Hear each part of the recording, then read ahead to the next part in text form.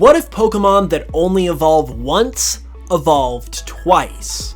This is a question we have explored a couple times on the channel already, and today we're here to do it again because it's such an interesting concept. Whenever a new Pokemon is revealed that is the evolution to a Pokemon from a previous generation, it's so exciting and one of the best mechanics in the series in my opinion. There's also a lot of two-stage Pokemon out there that have a lot of potential for further evolutions as well, so we're going to explore what some of them could look like with a second evolution, and what those evolutions could look like themselves. Let's check it out.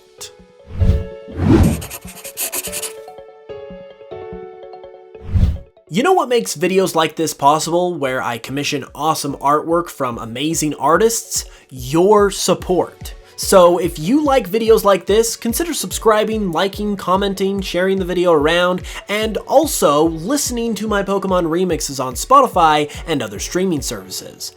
That makes a huge difference and legitimately keeps videos like this going. So check it out if you're able to, and if you have already, thank you so much.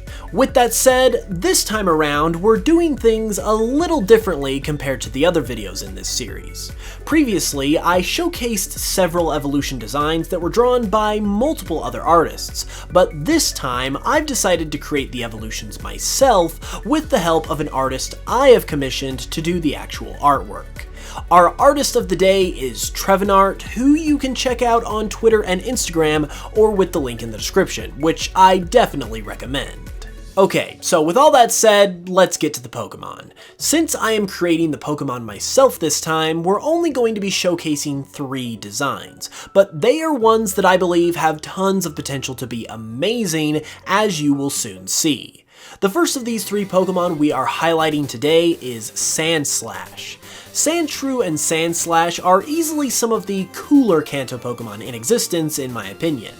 Given that they come from Gen 1, where the Pokemon designs tend to be a little more basic, they just have something about them that feels very fresh and cool to me, which isn't the way I would describe most other Kanto Pokemon.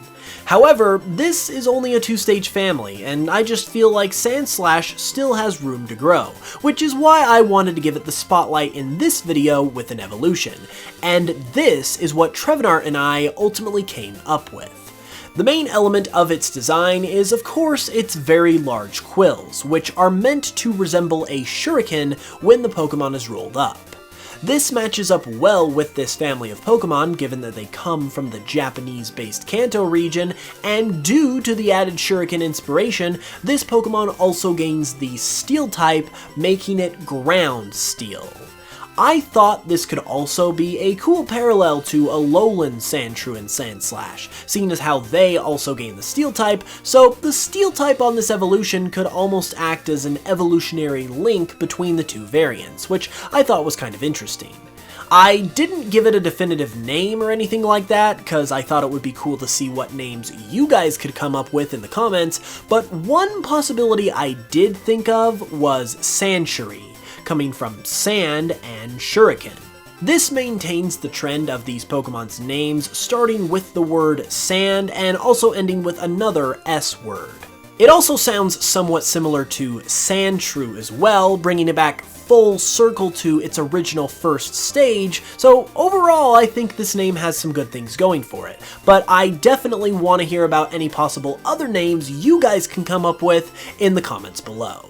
The next Pokemon on our list that is going to receive the evolution treatment today is Sudoku.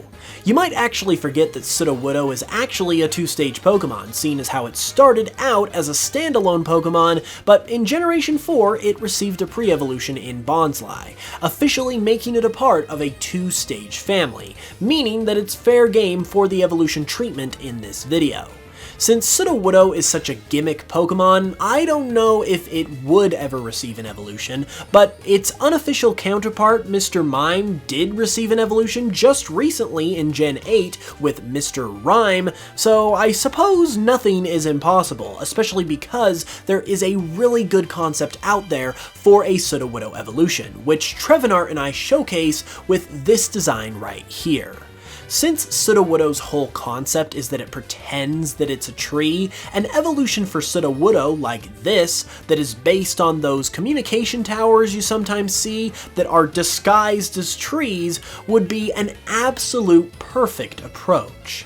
Part of the reason why I think Sudowoodo is a tricky Pokemon to give an evolution to is because its concept is so unique, but when you have something like this in real life, whose actual MO is that it's meant to look like a tree when it's really not, I think it's a perfect opportunity to create a Sudowoodo evolution. As you can see, it's still able to easily retain the goofiness that Sudowoodo has, and the concept is able to flow well also, as all those new communication features, like its satellite dish tree branch hands, are able to be present in the design without being forcibly applied to the design either, which is a really important part of making a good Pokemon design, and this Sudowoodo evolution proves that that can be done with this concept. Just like our Sandslash evolution, this Sudowoodo evolution also gains the Steel type thanks to its new inspiration, and I think seeing a Sudowoodo evolution with a second type would just make the Pokemon all the more interesting, since Sudowoodo has been the plain old rock type all this time. Name-wise, you'll have to let me know if there's anything you guys can come up with in the comments below, and if this is something you would like to see in a Sudowoodo evolution. Lastly, the final Pokemon I have to showcase today is an evolution of Floatzel. You see, my personal experience with Buizel and Floatzel is that Buizel is really interesting and cool, so when I saw it evolving for the first time, I was expecting something really awesome, and Floatzel just didn't quite do it for me, so I feel like an evolution could definitely help to redeem it a little. Additionally, Buizel is kinda like a poster child for the Sinnoh region, so I don't think it would be unheard of at all for it to receive another evolution and become a 3-stage line, and this is the design that Trevenart and I ultimately came up with. The thing with Buizel and Floatzel is that they have a running theme. They're based on weasels and otters, hence their name, but they also have a theme of flotation devices. Buizel's got little floaties on, and Floatzel has what is essentially an inner tube wrapped around its body. So for this evolution, that was the focus in terms of expanding on those previous designs. And the object that we used for this Pokemon in particular, as you might be able to tell, is a life jacket. That was a really natural evolution and growth of the concept, so I thought that worked really well. And since it was already going to have a life jacket incorporated into its design, the rest of its design kind of became inspired by that as well, and it quickly adopted this lifeguard surfer type of vibe, which I feel like helps to make it that much more fun.